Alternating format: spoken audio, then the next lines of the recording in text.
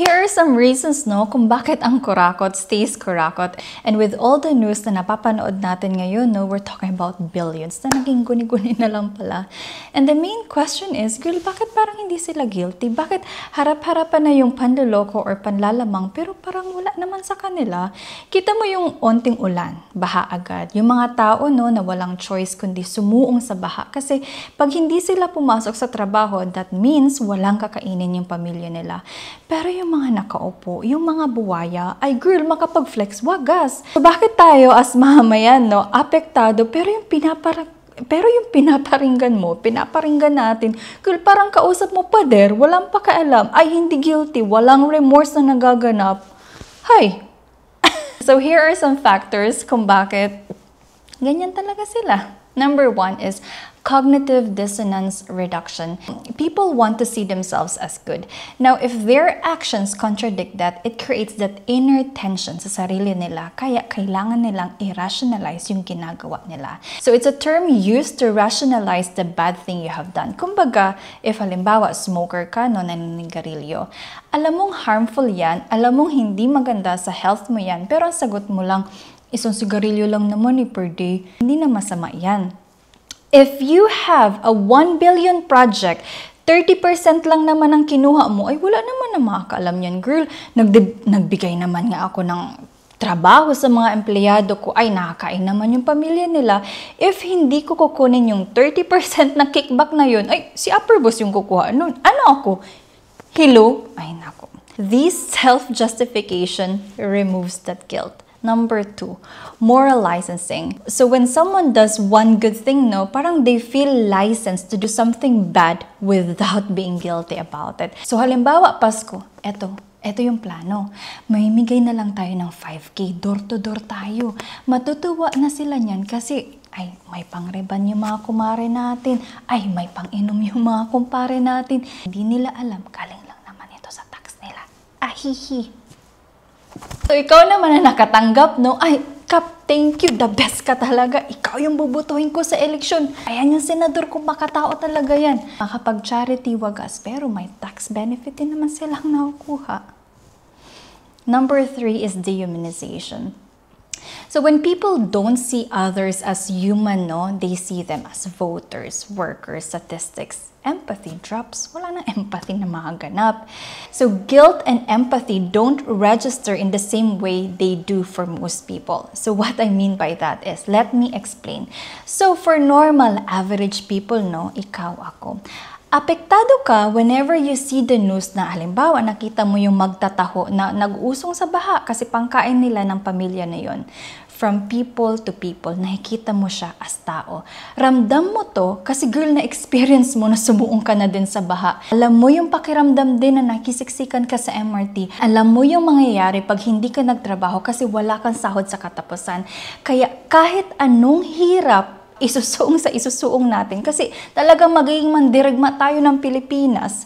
But for some politician, especially yung mga mayayaman, girl, sa tingin mo, ramdam nila yon.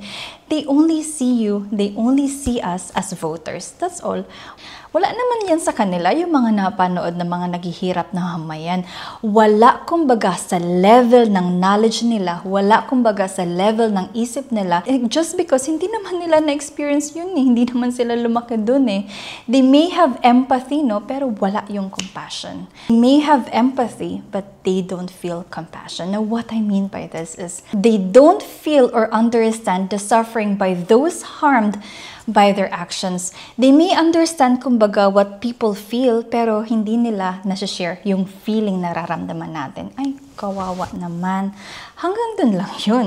Pero that helping kumbaga na ibago natin yung sistema, ikulong natin yung mga nagkasala, never occurred to their decision making. Kumbaga halimbawa, businessman ka, no, lahat ng empleyado mo gusto mo contractual lang para di mabigay yung mga benefits, no, na deserve nila. Kasi that means bababa yung profit mo, and that means konti na lang din yung mabubulsa mo. Hayaan mo na, makakalimutan lang din naman yan ng mga Pilipino. Masasayahin ng mga Pilipino.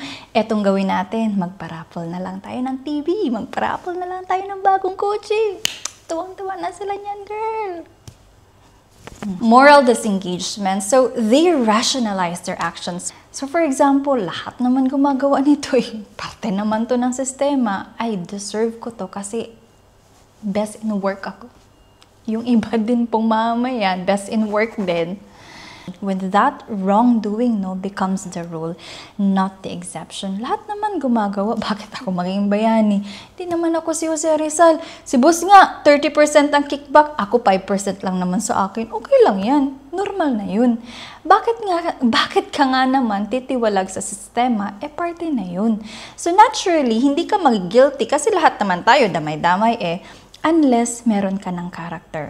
More than 1 million na i-offer sa'yo, meron ka ba ng integridad?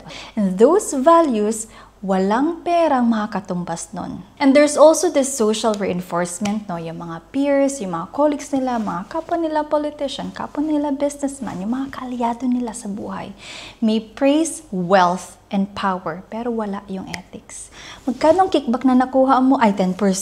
Kagaling girl! Libre ka naman dyan! When you are being admired for success, it outweighs any internal guilt. Kinalangan mo may kickback ka Distance from harm. If yung harm, indirect, halimbawa, yung harm is misusing public funds, unfair wages, hindi naman nila nakikita directly yung paghihirap So, kumbaga, wala namang makakaalam. Magtayo tayo ng mga ghost projects.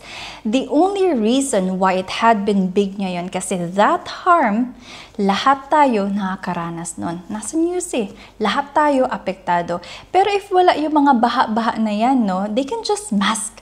They can just mask the ill doings they have done kasi wala namang magrereklamo, hindi naman kami nanakit hindi naman nakita yung harm Kumbaga, wala ka na ebidensya sa mali nilang ginawa. Then, nakalimutan na lang din natin, halimbawa yung pork barrel scam, even if we know na it was corrupted public funds sa mga gawa-gawang NGO, mga ghost NGO projects, wala naman nang naagrabyado versus sa baha na nararanasan ng buong Pilipinas ngayon.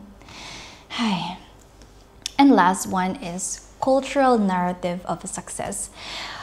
When we glorify wealth as proof of intelligence, of hard work, of superiority, it makes people feel proud rather than guilty. Yan yung butuhin natin kasi businessman yan, madami yung pera without even considering ano ba yung value nila, yung character nila, yung integrity nila, at yung education, at yung edukasyon nila. Basta yung mahimigay ng datong, dun lang tayo. This is on us na mga mamamayan. Mag-flex lang yung iba na naka-Chanel, na mga naka-Gucci, especially yung mga nasa poder pa na yung magulang nila. Wow ka naman! Sabihin mo pa, ay sana all, without even questioning saan galing yun. So how does this all happen? Ano ba yung cycle na to? Paano tayo napunta dito? So, allocation of public funds. Money is allocated for flood control, disaster relief, health, or housing. Ito na yung chance ko, girl, para mag-benefit, pampaganda ng PR natin. Second, when you plan the scam, the official or business ally creates a ghost project or inflates costs. Ayun na nga. So, kailangan ma-anticipate ng mga mamamayan nito na may ginagawa tayo, pero cognitively lang, guni-guni lang. Yan kumbaga, at least maglagay ka dito ng tarpaulin na nakalagay, may binubuo tayong proyekto. Okay na yan. Feeling nila, safe na sila yan. Feeling nila, andyan yung mga tax na napupunta. Pero after 10 years, girl, hindi pa din tapos yung project na yun. Ito na, execution. Construction is substandard or never happen. So, mga kickback na yan. They don't have any attempt to correct the harm. Hindi nila ma-imagine what it feels like to have a destroyed home or watch children or other citizens. Of course, the aftermath. Flooding, exposure of the scam. Ito na, people suffer, homes destroyed, and dito na tayo sa part na to. So, the reaction ng mga naakusa ngayon, mga netizens na to, galit-galitan, inggit lang yan kasi hindi sila makasakay sa private jet. And when you begin to question those who were named, ay girl, best deny, ay girl, best change topic tayo, or even weaponize charity para mabango ulit yung pangalan. So the cycle begins again. But kasi walang nanagot, and it would be the same story over and over, and history would just repeat itself. Say for example again, the pork barrel scam. Ang daming pinangalanan. Sino na lang girl ngayon yung nakakulong? Mga nasabit? Ay girl, mga absbelta na yan. Over time, no, this repeated exposure erodes whatever empathy or compassion was left, creating emotional callousness. Kumbaga naman hit ka na lang. Yung mga nasangkot, alam nila, makakalimutan lang din natin yung issue na to. And tayo mga mamamayan din, no, hayaan mo na, ganyan talaga ang politika. Bahala na si Batman. And that bahala na si Batman attitude natin, no, would be the same reality of our children. And so, the cycle continues. Kakalungkot, kawawang Pilipino.